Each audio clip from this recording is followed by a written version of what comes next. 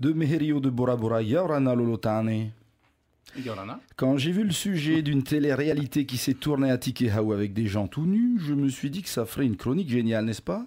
Bonjour donc Meherio, bonjour à tous, textiles ou à poilistes. Tu m'étonnes que c'est un sujet comme j'aime ça.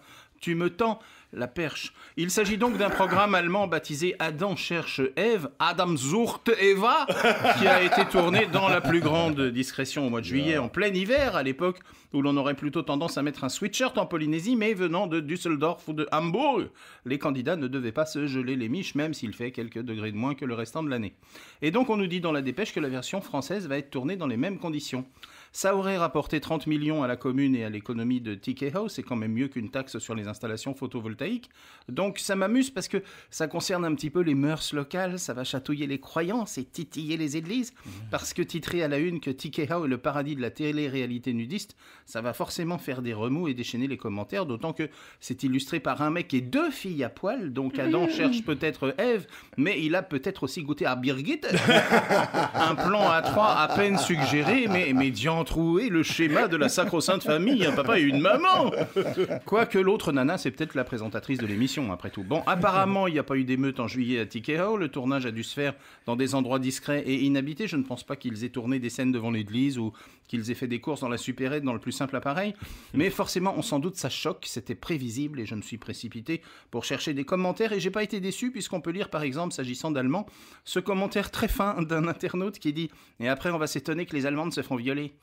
Deux ou trois autres commentaires dans le même style, qualifiant les candidats de pourriture et les invitant à aller faire ça dans leur pays parce que ça salirait l'image de l'éducation polynésienne. Il y a aussi ce commentaire « Après, on s'étonne qu'il y a de l'inceste ». C'est pour vous donner une idée du niveau des raisonnements. On a quand même parfois quelques points d'humour, comme ceux qui demandent où on peut s'inscrire, ou qui mettent en garde sur les dangers de se baigner nu avec le risque d'une morsure de murène sur des parties du corps intime qui dépasseraient un peu. Grosso modo, le sentiment général qui se dégage reste quand même « faites ça si vous voulez, mais pas en Polynésie ». Alors le « on veut pas de ça chez nous », c'est une notion qui revient régulièrement dans l'actualité, imam, prison, casino, tourisme homosexuel, faites ça ailleurs. On ne va peut-être pas embêter les expendables du Conseil des réformes stratégiques, ils doivent être surchargés de boulot, d'idées, de réformes et de projets divers, mais je verrais bien par contre la création d'une haute autorité du PDCCN, le pas de ça chez nous. Je m'en occuperai pour moins de 2 millions par mois personnellement, promis, et je centraliserai les projets et les plaintes associées. Quoi? Une équipe de télé internationale qui vient tourner une télé-réalité avec des gens à poil? Non, pas possible, pas de ça chez nous. Dossier suivant. On vient tourner la suite de Point Break? Oui, ça on veut bien. Un imam homosexuel qui veut faire un carnaval dans les rues de Papédé. Ah non, pas de ça chez nous, pas de ça chez nous. Et puis de toute façon, il n'a pas les autorisations, il les aura jamais. Comme toujours, si l'on veut bien ne pas être hypocrite, et pour certains ça demande un gros effort, si c'est pas carrément mission impossible, on sait très bien que ce genre de programme va cartonner. Tous les zappings nous sélectionnent des extraits dès qu'il y a un bout de sein ou une fesse à apercevoir quelque part. Certains y voient l'importation colonisatrice des perversions occidentales. Mais si Mana publiait les données des recherches internet avec le mot sexe, la Polynésie battrait comme ailleurs des records de recherche dans ce domaine.